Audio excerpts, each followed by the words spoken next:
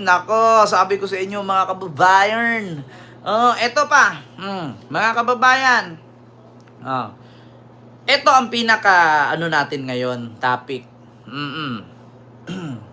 Ngayon ninyo sabihin, mga DDS na wala talagang anomalya sa DepEd.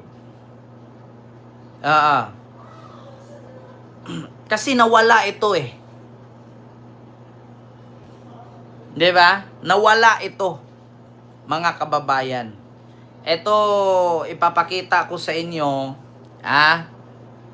sa totoo lang mga kababayan, masakit mang isipin pero panoorin ninyo ito ha. Wait lang. Hindi actually ano to balita ito eh. Naano ko ito sa isang article na kung saan ay eto mga kababayan.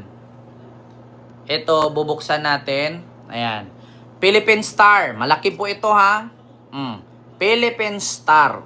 Balita. Screenshot nyo. Para hindi tayo sabihang fake news. Nakasaad dito sa balita ng Philippine Star. Some 12.2 billion worth of questionable transactions in the Department of Education or DepEd flagged by the Commission on Audit or COA but remain unresolved could also be used as evidence in the impeachment trial of Vice President Sara Duterte and administration, lawmakers said on Tuesday. Ngayon mga kababayan, saan napunta ang 12.2 billion na pera ng DepEd? Saan napunta ang 12.2 billion na pera ng DepEd na unresolved? Di ba? Unresolved. Mga kababayan, saan kaya dinala yung 12.2 billion na to? Hindi naman po pwede na sabihin natin na pinatato. Hindi rin natin sabihin ginamit panood ng concert sa Germany. Kasi, grabe naman billion. There are 12.2 billion disallowed. DepEd fund eyed as evidence versus BP. Di ba? Baka alam ng DDS ang sagot. Tulungan nyo na si Sara. Di ba? Nako, sabi ko nga sa inyo, ngayon sasabihin na naman nila ito. Panoorin mo sa COA. COA na nga mismo nagsabi, unresolved pa nga eh. Unresolved mula sa COA kung saan napunta ang 12.2 billion ng pera ng DepEd na napakaraming transaksyon na hindi mapaliwanag. Tapos sasabihin na naman ito ng mga DDS, tignan mo sa COA kung saan napunta. COA na po ito galing. Sa COA na po ito galing. Philippine Star News. COA na po ito galing.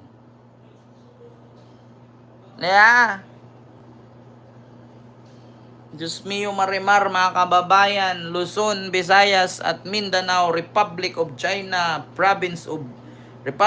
Mindanao, Province of China, ang Davao. Si kanat account, tapos magagalit pag tanungin.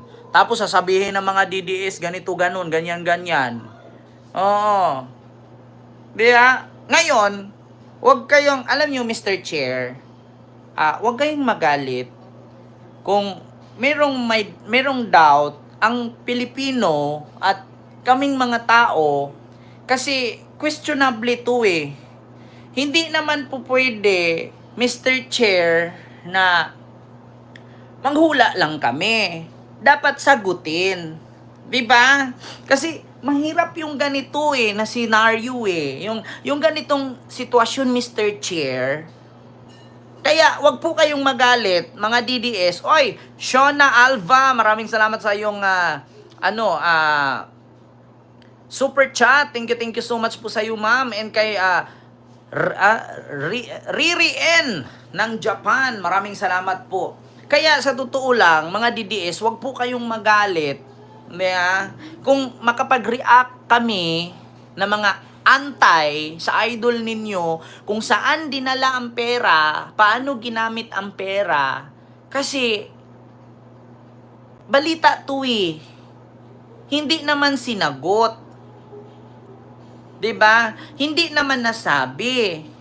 So kami, Mr. Chair, she may not, or she cannot, she will not. Gurgur. 'Di ba?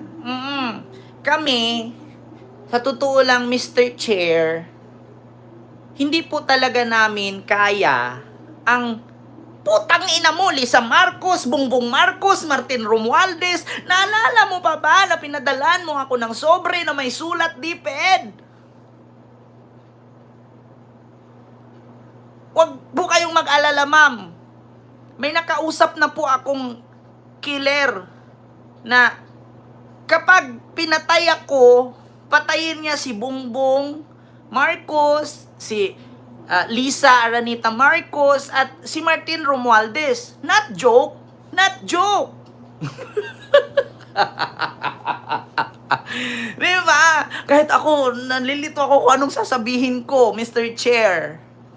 Alam nga naman, sasabihin ko ito, Your Honor, hindi ko po maaalala. Kasi meron pong 600 na mga Taiwanese and Chinese national pinatakas po sa Clark Airport, Your Honor. Basta, kada umaga po, Your Honor, nagtitimpla lang po ako ng kape. Kasi pag wala pong kape, hindi po buo yung araw ko, Mr. Chair. At alam nyo naman na everyday dito sa aming farm, sa tulong ni Teacher Rovelyn, alam nyo, pag idugtong-dugtong nyo yung kwento, mga putang ina. Oo, ginawa nilang bobo ang Pilipino. Buti na lang hindi ako. Yeah. Buti hindi ako kasali dun. Simula kay Alice Go, puro pagsisinungaling. Classmate na nagsabi na kaklase niya.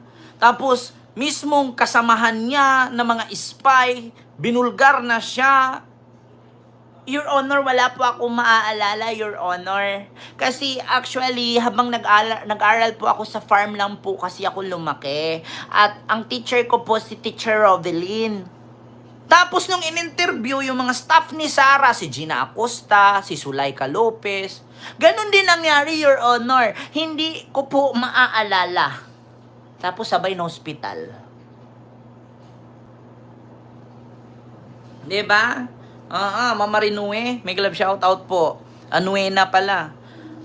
Alam nyo, Your Honor, dito, kada gising po namin sa umaga sa farm, puro na hospital. Kaya nga mamarinuwe na eh.